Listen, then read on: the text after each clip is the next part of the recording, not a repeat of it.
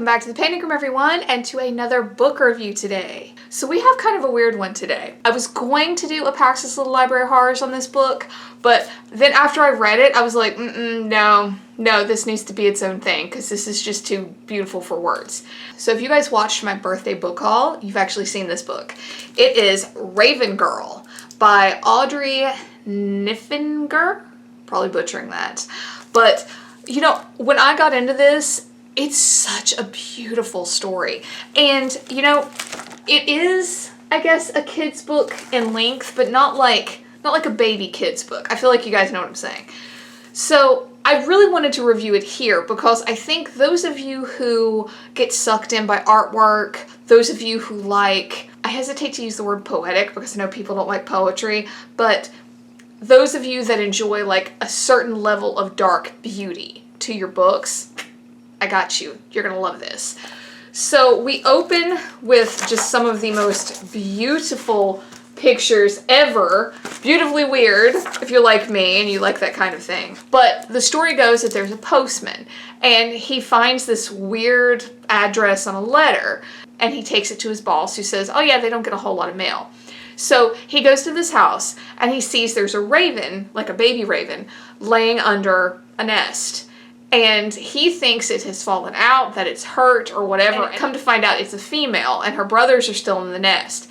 And I thought this was really cute. Apparently they think he's a cat because they don't know any better and they've been told all of these terrible things about cats taking them out of the nest and taking them away. So when he picks up the little female raven, their sister, all of the boy ravens think that he's a cat.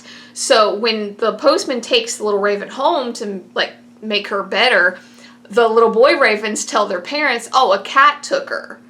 Yeah, which if you think about it kind of makes sense. You know, of course they're going to be afraid of a cat, right? So he gets the little raven home and it talks about how like she can only speak in raven language, right? Which makes complete sense. And, you know, they end up falling in love. Like, you know, he thinks she's beautiful with her dark black glossy wings and, you know, she falls in love with his kind face and his beautiful eyes and all of this. And I know what you're thinking and you're probably right. I'm a huge fan of Beauty and the Beast. It was a phenomenon for me. To this day, it is still one of the most beautiful stories I've ever heard. And I mean, so much so that, you know, I mentioned in the past, I have an entire thigh piece dedicated to Beauty and the Beast. Not like the Disney-ish Beauty and the Beast, I mean like overall Beauty and the Beast, just the story itself. I love it. The idea of, you know, seeing the beauty inside of a person, you know, overcoming their beastly nature, whatever you want to put to it, Stockholm Syndrome.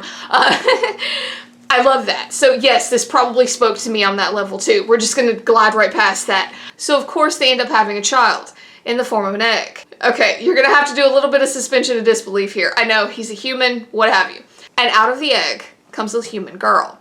And there's this wonderful part where the mom was like, what if she can't peck her way out because she doesn't have a beak? So the mom has to like kind of help her get out of the egg. And so then we have this like little montage, if you will, of this girl growing up, always feeling like an outsider, always feeling different, you know, wanting to fly, having this urge to fly. And you find out through the course of events that she actually does have hollow bones, she just doesn't have wings. And this bothers her because, you know, she has this drive, this want to be in the air, and she can't. And she goes about her life, you know, with this feeling of just being very, very different. And she ends up in college. And so one day in, I think it was her biology class, there was this doctor who came and lectured on chimeras. I'm pretty sure that's how you say it. And she's fascinated.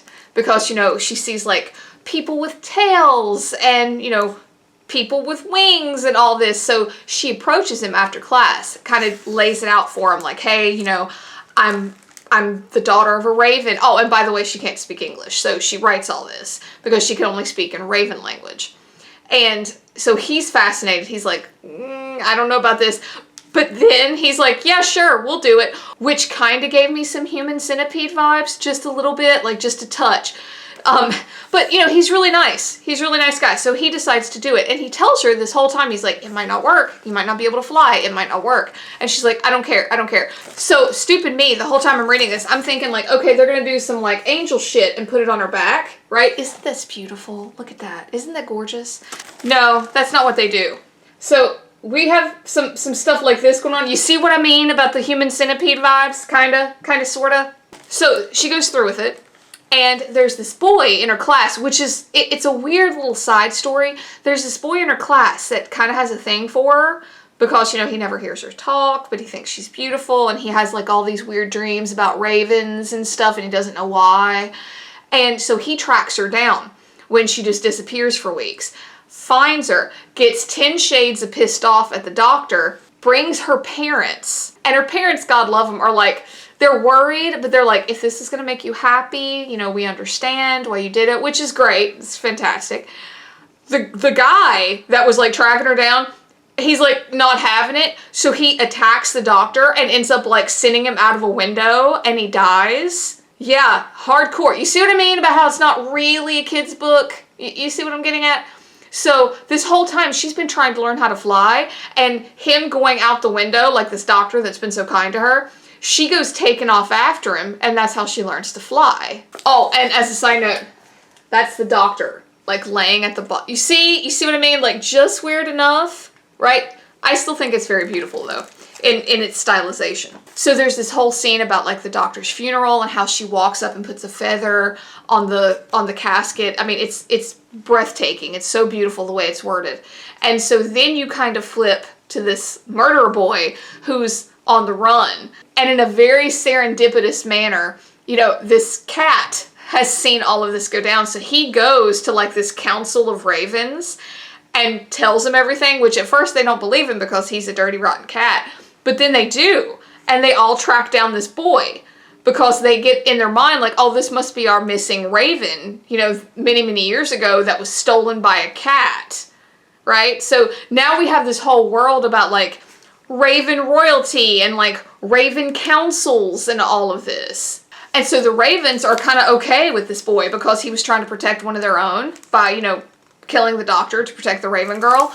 And so they go get him, and it just says, a few ravens descended upon him. They grabbed him and lifted him into the vast crowd of birds. No one has seen him since. And it's kind of left up to the reader. Like for me, I kind of got the feeling that they were okay with him and were trying to protect him by like taking him away so like the cops, I guess, wouldn't find him.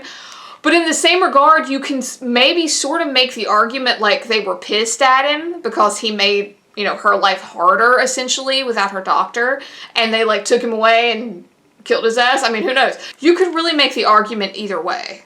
But look at this, look. I thought that was beautiful. I love like the bird feet. I don't know, the artwork in this is so gorgeous. It's so gorgeous. And you guys know I get so sucked in by that. Okay, so Raven Girl goes home, right? You know, she's distraught over her doctor, but the Raven Prince wants to like meet this famous girl, right? This missing raven who now has raven wings and all of this. So he goes knocking on her door, right? And then they fall in love, and they just fly away together. And it just says, once there was a raven prince who fell in love with a raven girl, and they lived happily together ever after. I thought that was kind of sweet. You know, it does have that like storybook ending, but beautiful, absolutely gorgeous, and so dark at points. You know, like the doctor getting pushed out of a window.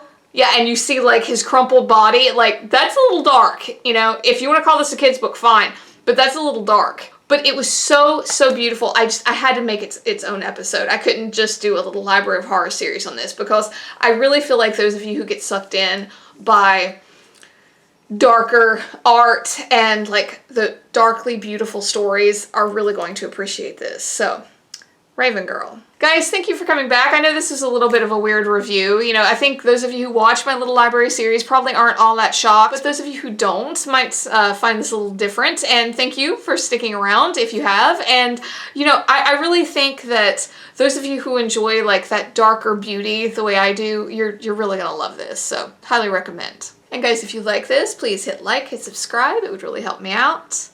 And until next time, bye for now.